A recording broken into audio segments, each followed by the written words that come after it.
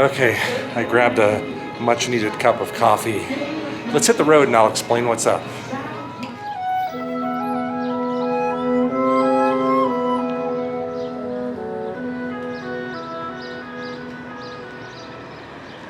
Okay, so we're about to depart Tonopah. Tonopah, I just wish we had more time together. But anyway, we're about to depart Tonopah in search of tufa. What? No, not a twofer, tufa. Let me explain. All right, Ms. Pa Hotel. Our second meeting was better than the first. I will be back. But for now, let's hit the road. Okay, so earlier I mentioned to you that we're going to seek out tufa today, and then I corrected your misunderstanding and let you know that I'm not talking about a twofer, I'm talking about tufa. And for a lot of you, you probably already know what I'm up to today. If you know the geography of the Southwest and where I'm generally headed, you probably already learned it. But before we get into the details, let's enjoy some of this beautiful drive from Tonopah to the Sierra Nevada. I decided to pull off the main road here for a second to check this out. This is really cool. This abandoned set of buildings. I'm not sure what it is, but that's one of the reasons why I stopped. The other reason is, I think over there on the horizon are the beginning of the Sierra Nevada. I could absolutely be wrong about it. It's my first time driving this way and I'm not consulting a map, but I just see some really tall peaks that seem to be above the tree line over there. So just making an assumption here, but I'm getting excited and it's also cooling off too. We'll take a quick peek in here. It's probably asbestos lining the floor now. Check out this old tile floor. You can see the floor is missing there too, so I'm afraid to walk out because I can't see underneath this stuff, but it's got some character.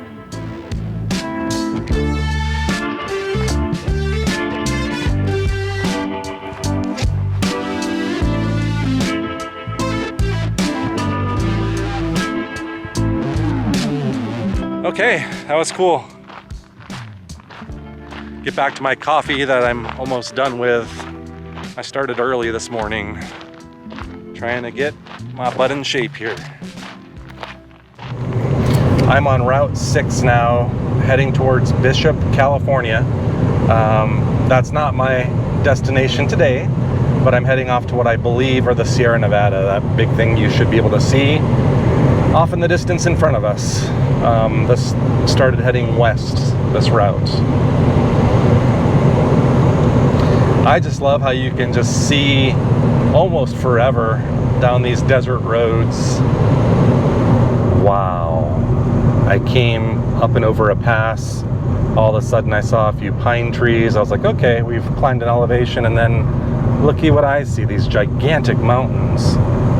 Folks, I could be wrong, but I think I may have found the Sierra Nevada. And if I'm right, it's the very first time, and it's already majestic. Looky there. I mean, this is the first time I've seen mountains of this size in this area. I mean, on the horizon you can really see it starting to form. This is spectacular. I probably shouldn't fiddle with this too much longer. Beautiful view, but I'm sure it's gonna get much better from here. So let's continue down the road. As a sign back there indicated, I have entered the Eastern Sierra, and it's awesome. And my ears started popping, so there's your confirmation. It's true. Oh, that's a really pretty view, isn't it? A really lush green pasture land down there below, it looks like. In between these two mountains here. I just passed a sign that said we were at elevation 6,000 feet and absolutely climbing. It's just an uphill climb. My little rental car here is chugging along. We'll make it. The mountains still look very deserty. The ones here in front of us look really pretty. But every corner we turn presents new awesome things. And look-y here. Oh my goodness. Is there somewhere to pull off? There is. We're gonna make a quick stop here. I gotta show you this. This is amazing. These peaks behind me and the landscape below look beautiful from the car. I abruptly pulled over. I guess we'll see if it was worth it. I'm not sure. I think this will do. Seeing something like this, I just thought the really big mountains in the background and these weird rocks in the foreground look like a really interesting photo opportunity, although the lighting is not ideal here. I'm facing into the sun, of course. And these guys, once again, it caught my eye for some reason. I don't know why. All right, Amy, I know. I'm doing what I said I wouldn't do, which is get distracted on the way to my ultimate destination today.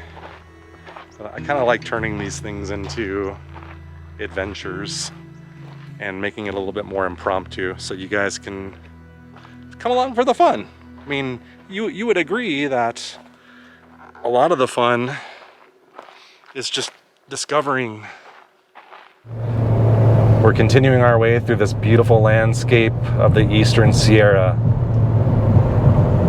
And I do see snow on peaks, guys. Watch this. I think you're gonna get your glimpse right about now. Look at that. That is what I was expecting to see. Well, I wasn't expecting to see snow. I was expecting to see large gray mountains, but seeing snow on them in July, coming from Phoenix, it's a delight. Anybody know what these flowers are here? This is something else. Look at those peaks in the background with the wildflowers in the foreground. This is a dreamscape out here.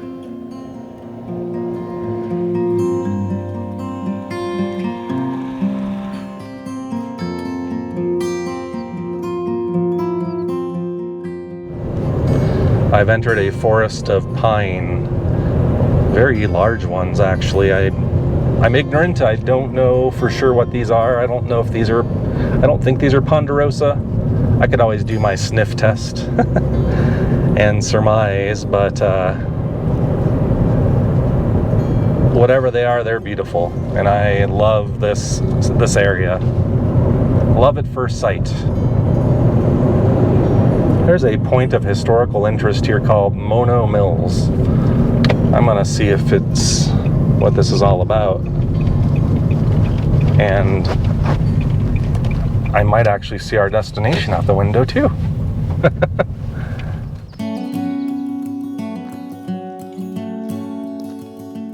I thought this might, at the very least, present a good opportunity to study these pines up close and to get a smell here. They do smell vanilla-y, kind of like ponderosa pine. They just look a little different to me, and I just don't know why. Maybe when I get internet, I'll try to see if I can figure that out. I'm really curious now.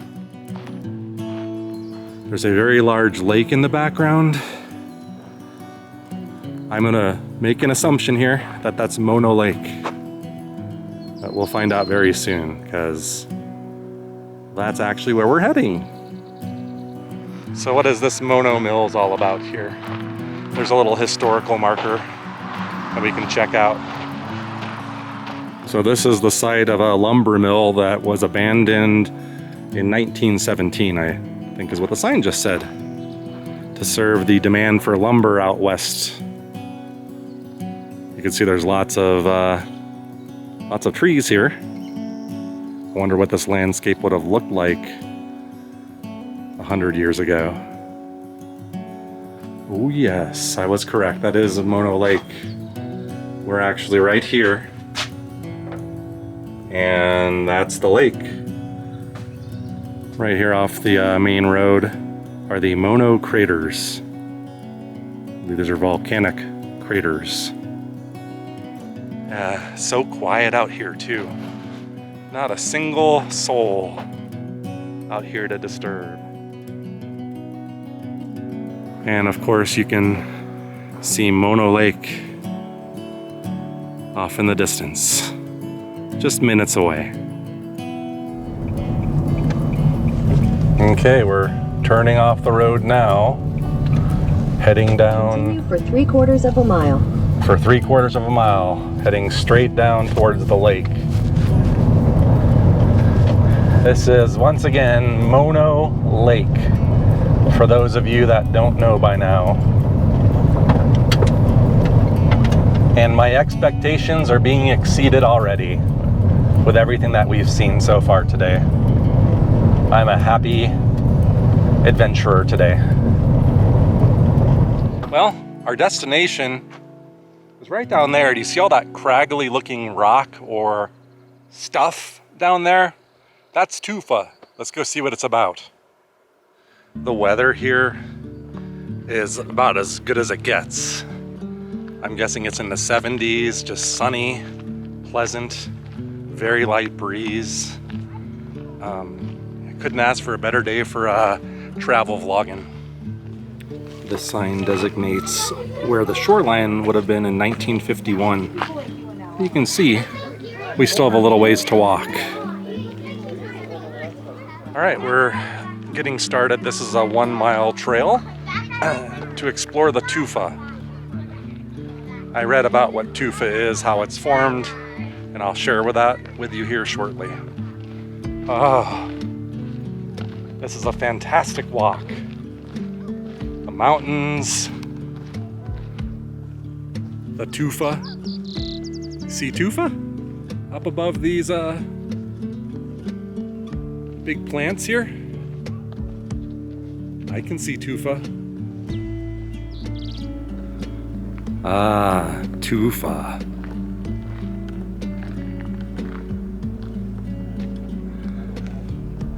Here you go. I promised you tufa, and I delivered. What you're actually looking at here, this tufa, are petrified springs.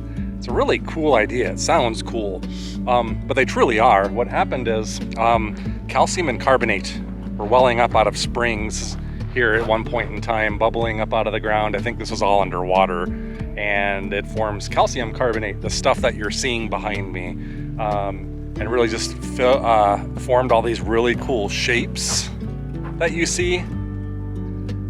And it's just an imprinting of the past on the landscape. This is really convenient too. This boardwalk is really nice. And I didn't realize how much tufa there is. Once again, this is I think it's called like the South Tufa area. It's one of the main ones. You won't have any problems finding it if you come here. It's awesome.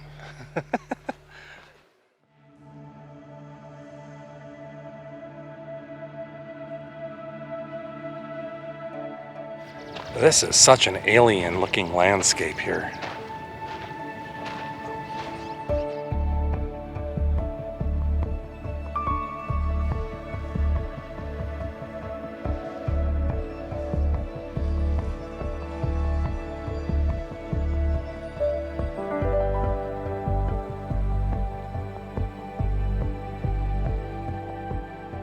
Check this out. Here are the flies that I heard so much about. I think these are called alkali flies. They're an important part of this ecosystem.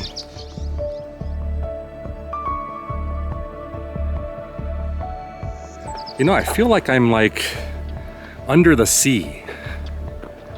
It just feels like a coral reef that I'm walking through here.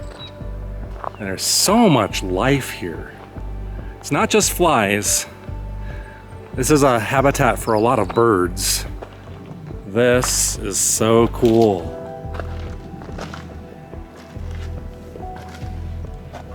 Look at all these birds and all this tufa.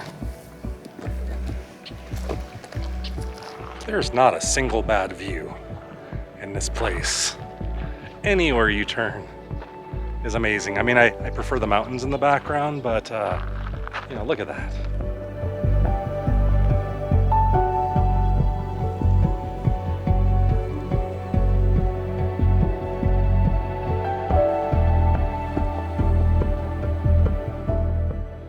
This tufa is so amazing.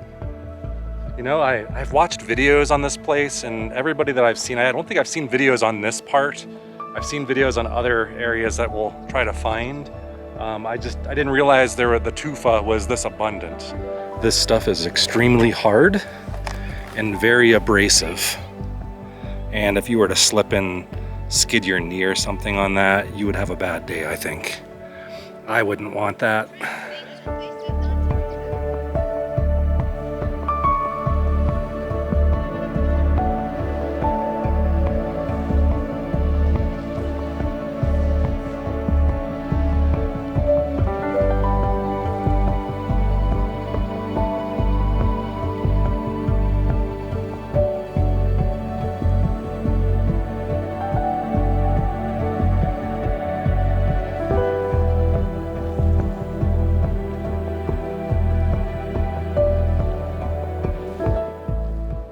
I overheard a visitor over there talking to his kids, and I haven't really walked far, nor have they, from the parking lot. And this is a mile-long trail. And the father was saying, you know, you don't think you've done the mile yet. And then made a comment that, you know, it could take 2 hours to do the mile. And I understand why. I am not making much progress down this trail. And no matter what angle I'm looking at things from, I just want to keep taking pictures and video. I just don't want it to stop. This is stunning.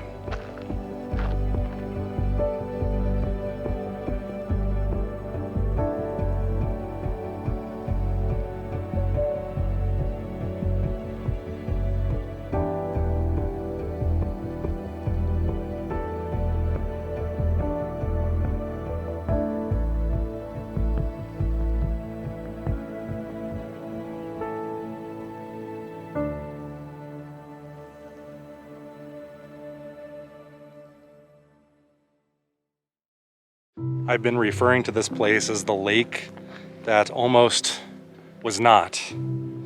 Watched some interesting videos about the history of this lake.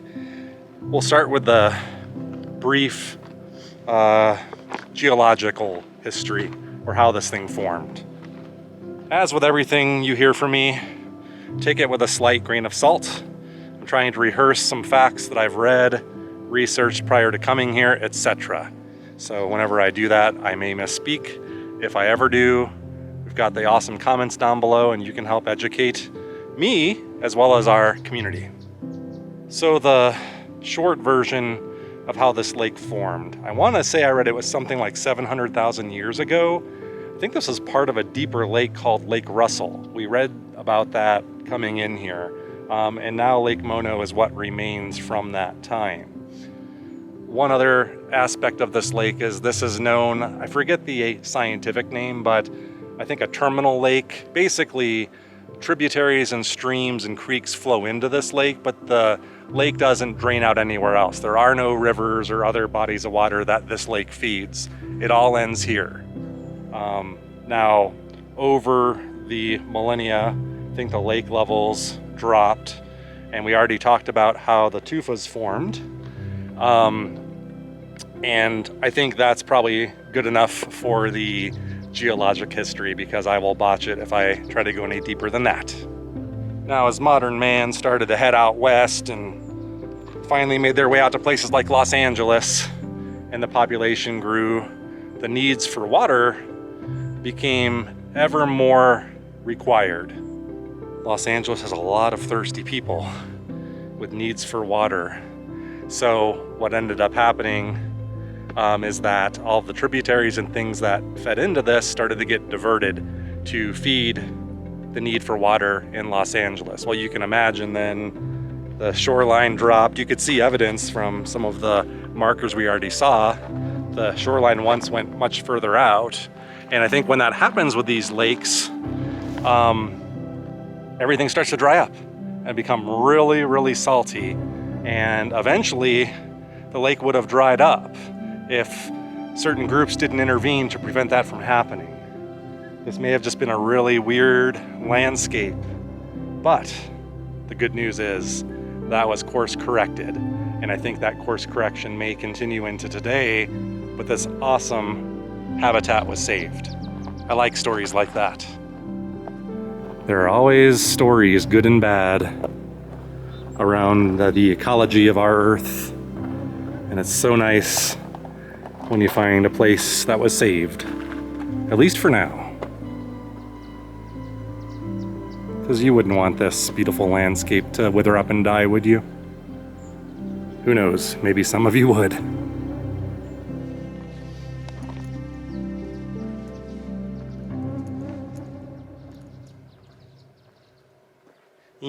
So if you don't like insects, I'm not gonna lie, the flies can be kind of gross. You hear the buzzing of the flies. It almost sounds like a swarm of bees if you disturb one of the, I don't know, what do you call a group of flies? A flock of flies? I don't think so. I don't know. Is there a word for that? Wow. These are some of the best tufa I've seen. Really long and skinny. And just imagine, you know, over time how that formed, as I described earlier. That's so neat. We're surrounded by petrified springs. Another creature you can find here in abundance is something called brine shrimp. And I actually think I can see them right below the surface. You see some things moving around. They look shrimp-like. I see things that look fish-like. But yeah, this salty lake is filled with brine shrimp. And another note about the lake and the salinity, it is more salty than the ocean, according to the signs that you read when you first start the hike. Salty, salty, salty. Make our way around here. I imagine it would be better to be out here at a different time of the day, late afternoon, sunrise, sunset, what have you.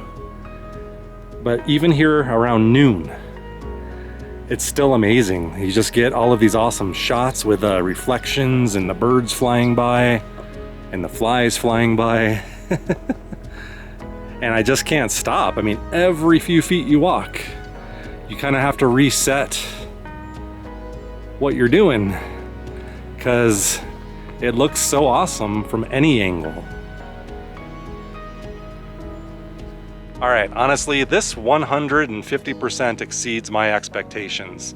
I knew it would be pretty cool, but this is way better than I thought it would be.